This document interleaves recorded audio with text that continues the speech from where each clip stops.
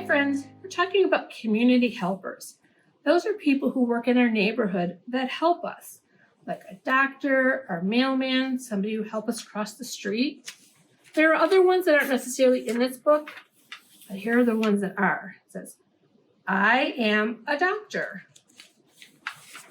I am a teacher. I am a firefighter. I am a crossing guard. I am a police officer. I am a letter carrier.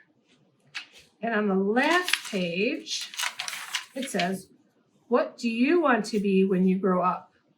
You can draw a picture of what you want to do and you can write it or have a parent help you.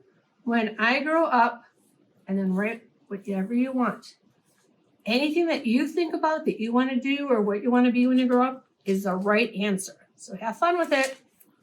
Community helpers. Bye, friends.